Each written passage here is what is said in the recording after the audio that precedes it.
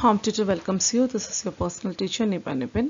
നമുക്ക് ടോപ്പിക്കിലേക്ക് പോകാം. This is our final and last topic of Rise of Nationalism in Europe.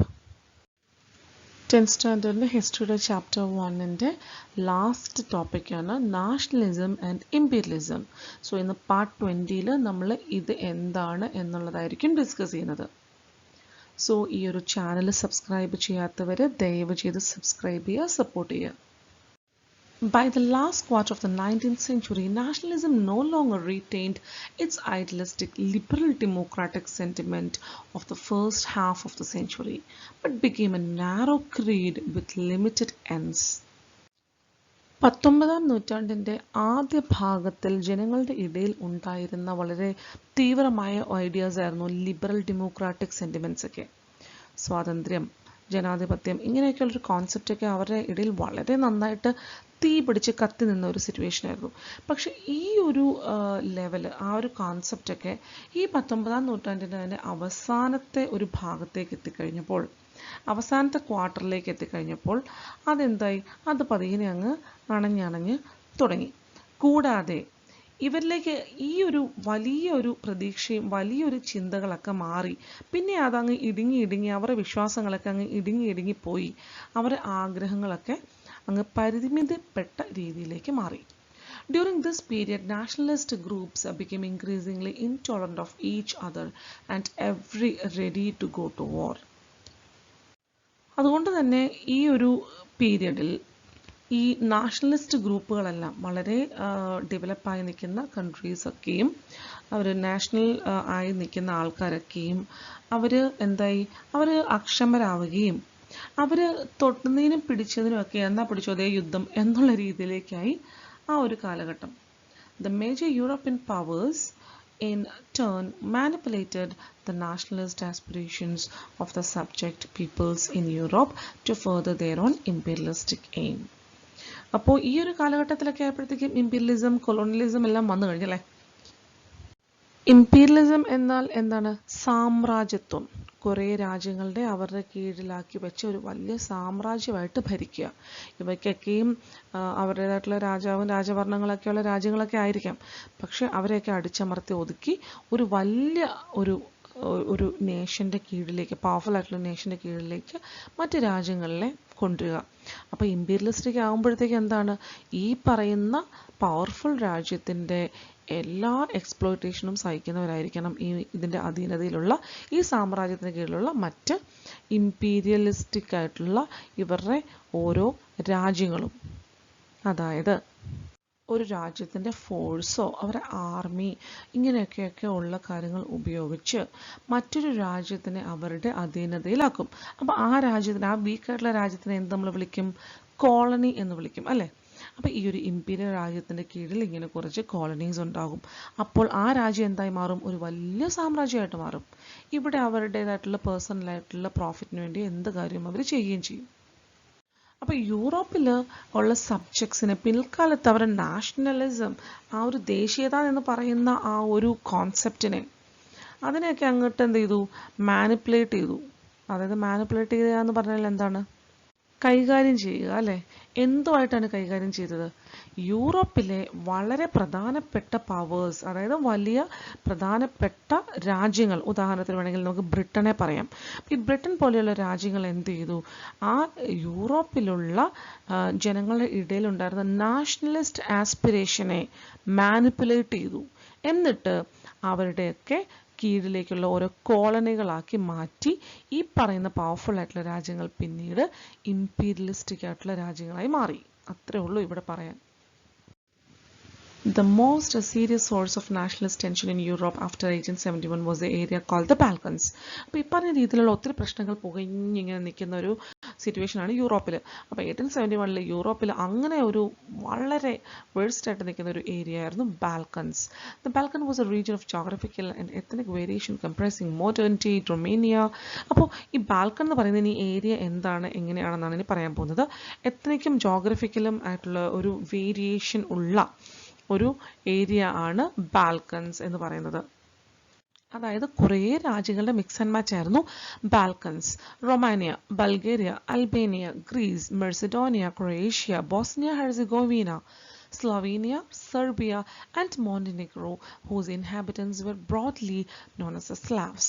അപ്പോൾ ഇത്രയും രാജ്യങ്ങളുടെ ഒരു geographical and ethnical mix and match ഉള്ള ഒരു ഏരിയയാണ് ബാൽക്കൻസ് എന്ന് പറയുന്നത്. ഇവിടെയുള്ള ജനങ്ങളെ വിളിക്കുന്ന പേരായിരുന്നു സ്ലാവ്സ്. A large part of the Balkans was under the control of the Ottoman Empire. അവിടെയാണ്. ഓക്കെ, ഇപ്പോൾ ബാൽക്കൻസ് എന്ന് പറയുന്നത് ഈ ഒരു രാജ്യം ഇത്രയും മാത്രം രാജ്യങ്ങളുടെ മിക്സ് ആൻഡ് മാച്ച് ആണ്.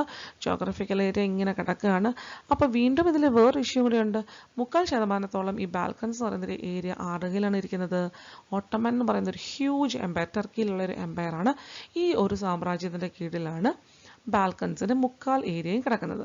The spread of the idea of romantic nationalism in the Balkans, together with the disintegration of the Ottoman Empire, made this region very explosive. എന്താണ് അപ്പോൾ ഇവിടെ റൊമാൻറ്റിക് നാഷണലിസം എന്താണ് മക്കളെ? നമ്മളിതൊക്കെ പഠിച്ചിട്ടുണ്ട് കേട്ടോ. അപ്പോൾ നമ്മുടെ സബ്സ്ക്രിപ്ഷനിൽ പോവുക, പ്ലേലിസ്റ്റിലേക്ക് പോവുക, അവിടെ പോയി ക്ലിക്ക് ചെയ്യുമ്പോൾ നമുക്ക് അതിന് മുമ്പ് പഠിച്ച കാര്യങ്ങളെല്ലാം കാണാൻ കഴിയും. അപ്പോൾ എന്തെങ്കിലും സംശയം ഉണ്ടെങ്കിൽ ജസ്റ്റ് ആ വീഡിയോസ് വീണ്ടും വാച്ച് ചെയ്യുക.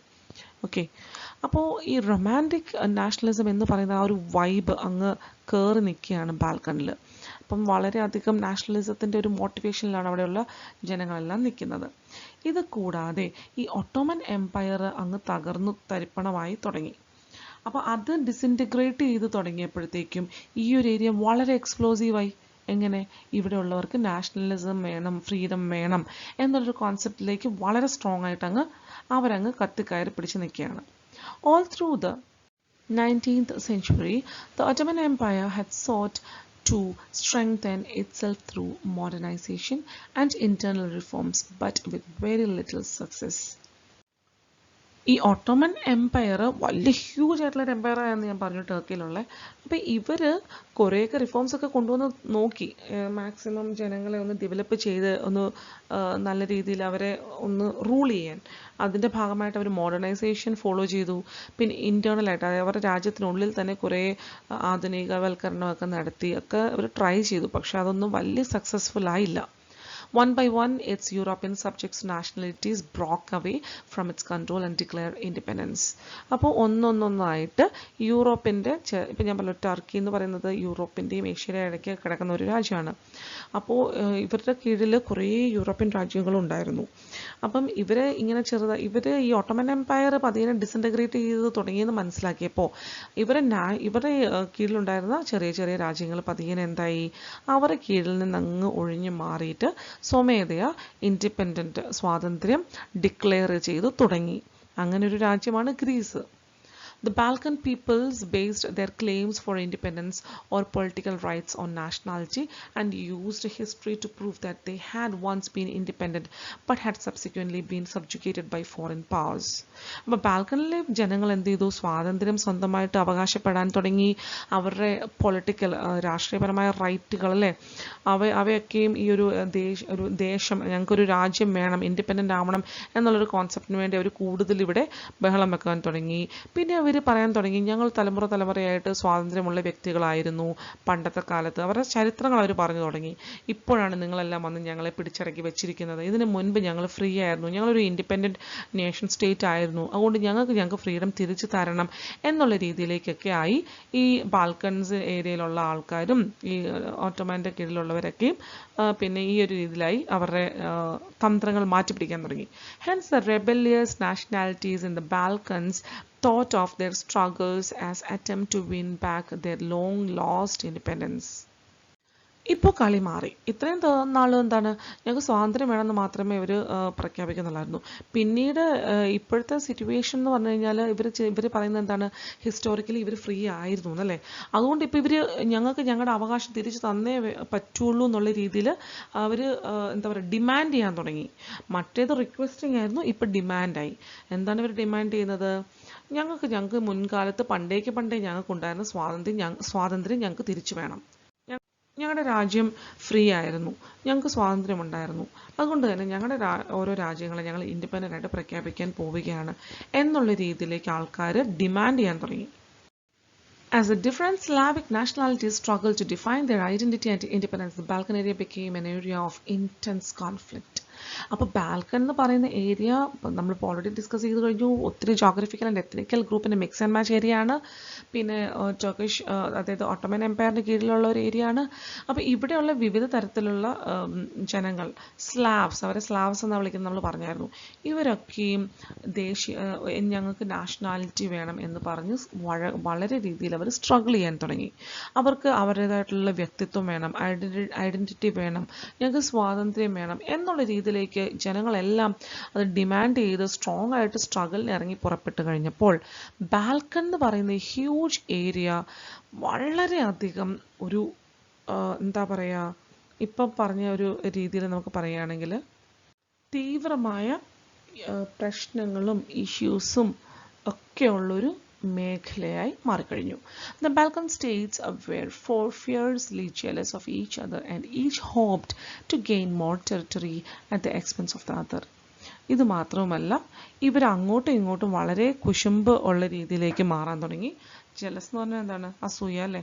അസൂയയും കുശുമ്പും ഉള്ള രീതിയിൽ, അതും വളരെ ക്രൂവൽ ആയിട്ടുള്ളൊരു ഒരു രീതിയിലേക്ക്, വളരെ എക്സ്ട്രീം എൻഡിൽ കുശുമ്പും വിദ്വേഷവും ഒക്കെ ആയി കഴിഞ്ഞു. അത് കഴിഞ്ഞിട്ട് ഇവർക്ക് എന്താണ്, ഇവർക്ക് സ്വന്തം എക്സ്പെൻസിലല്ല മറ്റുള്ളവരുടെ എക്സ്പെൻസിൽ ഇവർക്ക് കുറേ ടെറിട്ടറീസ് എക്സ്റ്റെൻഡ് ചെയ്ത് അവർക്ക് വലുതാക്കി എടുക്കണമെന്നുള്ള ചിന്തയിലേക്കായി. Matters were further complicated because the Balkans also became the scene of big power rivalry. ഇതിനെക്കാളും വേറൊരു, അപ്പം ഞാൻ പറഞ്ഞല്ലോ, ഒന്നിനു മേലിൽ എന്നുള്ള രീതിയിലേക്ക് കാര്യങ്ങൾ കടക്കാൻ തുടങ്ങി. അപ്പോൾ ഇവിടെ വേറൊരു രസം എന്താണെന്ന് വെച്ച് കഴിഞ്ഞാൽ, ഇതിനകത്ത് ഓൾറെഡി നല്ല പവർഫുൾ ആയിട്ടുള്ള രാജ്യങ്ങളാണ് ഇതിനകത്തുള്ളത്. ഇവരൊക്കെ എന്ത് ചെയ്തു, അങ്ങോട്ടും ഇങ്ങോട്ടും യുദ്ധമായി കഴിഞ്ഞപ്പോഴേക്കും അവരൊക്കെ തമ്മിൽ വലിയ ശത്രുക്കളായി മാറിക്കഴിഞ്ഞു. അപ്പോൾ അവിടെ വലിയ വലിയ രീതിയിലുള്ള യുദ്ധങ്ങളും പ്രശ്നങ്ങളുമാണ് പിന്നെ നടക്കുന്നത്. ഇന്റേണൽ റൈവൽസ്, എക്സ്റ്റേണൽ വാർ, അങ്ങനെയായി. During this period, there was intense rivalry among the European powers over trade and colonies as well as naval and military might. അപ്പോൾ ഈ ഒരു സമയത്ത് തന്നെയാണ് യൂറോപ്യൻ പവേഴ്സിൻ്റെ ഇടയ്ക്ക് ട്രേഡിൻ്റെയും കോളനീസ്, ഞങ്ങൾക്ക് ഇന്ന കോളനി വേണം, ഞങ്ങൾക്ക് ഇന്ന കോളനി വേണം എന്ന് അങ്ങോട്ടും ഇങ്ങോട്ടും തമ്മിൽ വഴക്കൊക്കെ, ട്രേഡിൻ്റെ മേളിൽ ചൊല്ലി കുറേ പ്രശ്നങ്ങൾ, ഓരോ രാജ്യങ്ങളിൽ പോയി ട്രേഡ് ചെയ്യുന്നതിൽ, പിന്നെ അവരുടെ നേവൽ മിലിറ്ററി പവർ കാണിക്കാൻ വേണ്ടിയുള്ള ഒരു എന്താ പറയുക, ഒരു ഷോക്കേസിങ്, അങ്ങനെയുള്ള കുറേ രീതിയിലേക്ക് സിറ്റുവേഷൻസ് ചേഞ്ച് ചെയ്യാൻ തുടങ്ങി. These rivalries were very evident in the way the Balkan problem unfolded. അപ്പോൾ ഇങ്ങനെയൊക്കെയുള്ള ഈ ഒരു ശത്രുത, അങ്ങോട്ടും ഇങ്ങോട്ടുമുള്ള എന്താ പറയുക അസൂയ, പിന്നെ കമ്പറ്റീഷൻ, ഓരോ പവർ കാണിക്കാൻ വേണ്ടിയുള്ള കമ്പറ്റീഷൻ, പിന്നെ ഓരോ കോളനീസൊക്കെ പിടിച്ചടക്കാനുള്ള വ്യഗ്രത, ഇതൊക്കെയും കൂടി കഴിഞ്ഞപ്പോൾ ബാൽക്കണിലെ ഇഷ്യൂസ് വീണ്ടും ഓരോന്നായിട്ട് പുതിയ ഇഷ്യൂസ് അങ്ങോട്ട് ചുരുളഴിയാൻ തുടങ്ങി. Each power, Russia, Germany, England, Austro-Hungary, was keen on countering the hold of other powers over the Balkan and extending its own control over the area. ഇപ്പോൾ ഈ പറഞ്ഞ രാജ്യങ്ങളെല്ലാം അവരുടെ ഏരിയ കൂടുതൽ വികസിപ്പിച്ചെടുക്കാൻ വേണ്ടി, ടെറിട്ടറി കൂട്ടുവാൻ വേണ്ടിയുള്ള വ്യഗ്രതയിലായിരുന്നു. This led to a series of war in the region and finally the First World War. അങ്ങനെ ആ ഏരിയയിൽ ഇവർ എന്താണ്, ഓരോ രാജ്യങ്ങൾക്ക് ഇത്ര ഏരിയകൾ വേണം. ഒന്നാമത് ഇന്റേണൽ ഡിസ്പ്യൂട്ട് നടക്കുവാണ്. അതിൻ്റെ കൂടെ ഇത്രയും വലിയ രാജ്യങ്ങൾ അങ്ങോട്ടും ഇങ്ങോട്ടും യുദ്ധങ്ങളും തുടങ്ങി, വഴക്കുകൾ തുടങ്ങി. ഫൈനലി ഇവരുടെ എല്ലാം കൂടി ഈ ഒരു പ്രശ്നങ്ങളെല്ലാം കൂടി പുകഞ്ഞ് എല്ലാം കൂടി പൊട്ടിത്തെറിച്ച് ഈ ഒരു ഏരിയയിൽ ഫസ്റ്റ് വേൾഡ് വാർ ഉണ്ടാകുകയാണ് ചെയ്തത്. A map celebrating the British empire. ഇപ്പം നിങ്ങൾക്ക് കാണാൻ പറ്റുന്ന ഫിഗർ 20-ൽ നല്ലൊരു മാപ്പ് കാണാൻ കഴിയുന്നുണ്ട്. അന്നത്തെ കാലത്ത് ബ്രിട്ടീഷ് എംപയറിൻ്റെ കീഴിലുണ്ടായിരുന്ന രാജ്യങ്ങളെയാണ് ഈ ഒരു മാപ്പ് കാണിക്കുന്നത്. At the top Angeles are shown carrying banner of freedom. അപ്പോൾ ഏറ്റവും മുകളിൽ നിങ്ങൾക്ക് ഏഞ്ചൽസിനെ കാണാൻ കഴിയുന്നുണ്ട്, മാലാഖമാരെ, അതായത് സ്വാതന്ത്ര്യത്തിൻ്റെ ബാനർ ഉയർത്തിപ്പിടിച്ചുകൊണ്ടിരിക്കുന്ന 2-3 ഏഞ്ചൽസിനെ നിങ്ങൾക്ക് കാണാൻ കഴിയുന്നുണ്ട്. In the foreground Britannia, the symbol of the British nation, is triumphantly sitting over the globe. നിങ്ങൾക്ക് നടുക്കായിട്ട് ബ്രിട്ടാനിയനെ കാണാൻ കഴിയുന്നുണ്ട്. അപ്പോൾ ബ്രിട്ടൻ്റെ അലിഗറി ആരാണ്? ബ്രിട്ടാനിയ. സോ ബ്രിട്ടാനിയ വളരെ വിജയശ്രീലാളിതയായിട്ട് ഈ ഒരു ഗ്ലോബ്, അതായത് ഭൂമി മൊത്തവും ബ്രിട്ടൻ്റെ കീഴിലാണ് ആ കാലത്ത്. അപ്പോൾ ഗ്ലോബിൻ്റെ മേളിൽ വളരെ ഗാംഭീര്യത്തോടുകൂടി ഇരിക്കുന്ന ബ്രിട്ടാനിയനാണ് കാണിച്ചിരിക്കുന്നത്. The colonies R represented through images of tigers, elephants, forest and primitive people. അപ്പോൾ ഇനി ഓരോ കോളനികളെയും അവർ എന്തൊക്കെ ഇമേജസ് വെച്ച് കാണിച്ചിട്ടുണ്ട്? പുലികളുടെ സിമ്പൽ വെച്ച് കാണിച്ചിട്ടുണ്ട്, ആനകളുടെ സിമ്പൽ, കാടുകളുടെ സിമ്പൽ വെച്ച് കാണിച്ചിട്ടുണ്ട്. പിന്നെ പ്രാചീന കാലത്തെ ജനങ്ങൾ ആ ഒരു രീതിയിലാണ് ഈ കോളനീസിനെല്ലാം ഇവർ റെപ്രസെൻ്റ് ചെയ്തിരിക്കുന്നത്. The domination of the world is shown as the basis of Britain's national pride. ഈ ഭൂമിനെ മൊത്തം പിടിച്ചടക്കി വാഴുന്നതിൽ ഈ ഒരു ബ്രിട്ടൻ്റെ പ്രൈഡ്, അഹങ്കാരം, അതാണ് ഇവിടെ കാണിച്ചിരിക്കുന്നത്. ഈ ഒരു പിക്ചറിൻ്റെ അകത്ത് തന്നെ കാണാൻ കഴിയുന്നതാണ്. നമുക്ക് തന്നെ കാണാം അല്ലേ, എന്തുമാത്രം ഒരു ഗാംഭീര്യമുള്ളൊരു പിക്ചറാണിത്. Nationalism aligned with imperialism led Europe to disaster in 1914. അങ്ങനെ 1914 യൂറോപ്പിൻ്റെ നാശമാണ് കാണുന്നത്. ഒന്ന്, നാഷണലിസം എന്ന് പറയുന്ന ഒരു കോൺസെപ്റ്റിന് വേണ്ടി അങ്ങോട്ടും ഇങ്ങോട്ടും, അതായത് നല്ല രീതിയിലുള്ള നാഷണലിസത്തിന് വേണ്ടി ആദ്യം അവർ യുദ്ധം ചെയ്തു കുറേ കാലഘട്ടങ്ങളിൽ. അതിനുശേഷം ടെറിട്ടറി എക്സ്പാൻഡ് ചെയ്യുക എന്നുള്ളൊരു കോൺസെപ്റ്റിലേക്കൊക്കെ എത്തിയപ്പോഴത്തേക്കാണ് അവിടെ വേറൊരു രീതിയിലേക്ക് കാര്യങ്ങൾ കടന്നുപോയത്. അപ്പോഴാണ് ഫസ്റ്റ് വേൾഡ് വാറിലേക്ക് അവരെത്തിയത്.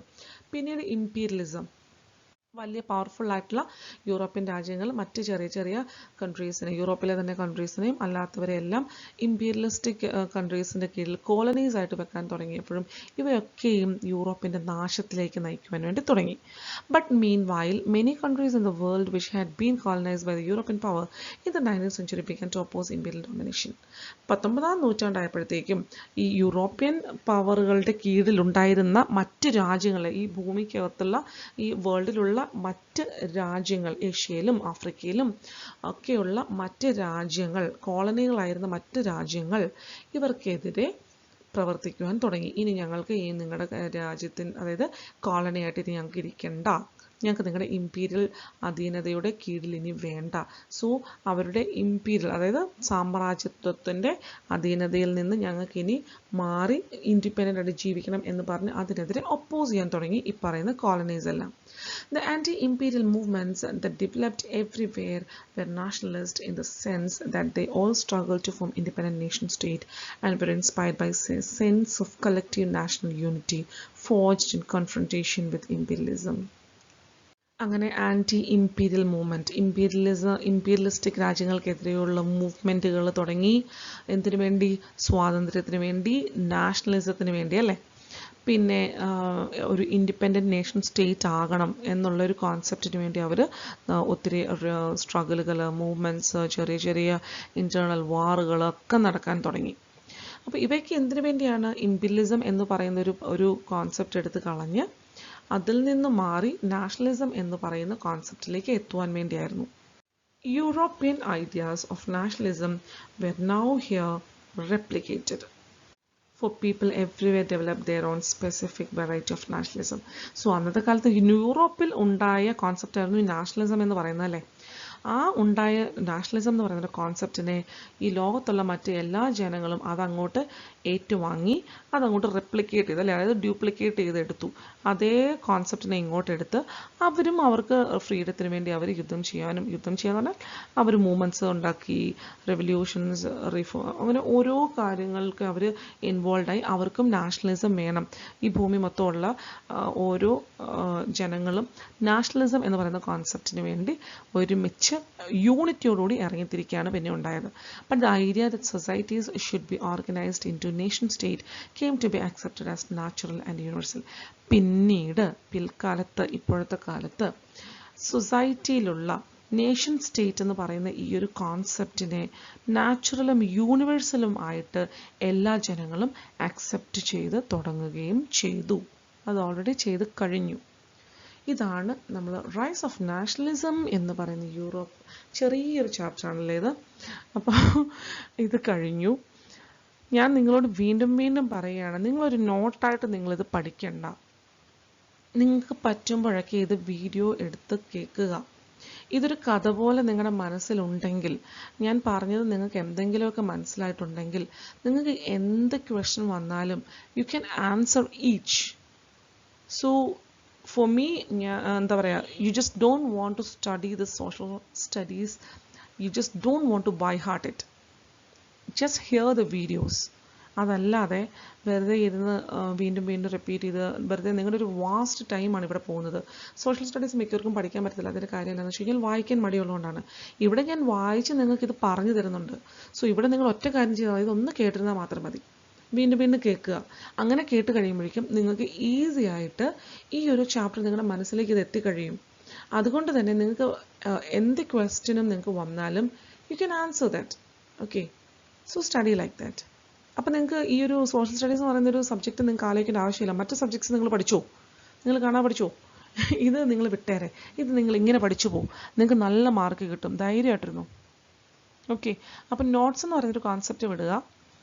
ഈ ഒരു ചാപ്റ്റർ മാക്സിമം നിങ്ങൾ റിപ്പീറ്റഡ് ആയിട്ട് വീഡിയോസ് ശ്രദ്ധിക്കുക. അതിനുശേഷം നിങ്ങൾക്ക് ഏത് ക്വസ്റ്റിനും ആൻസർ ചെയ്യാൻ പറ്റും. Okay, so once again thank you very much.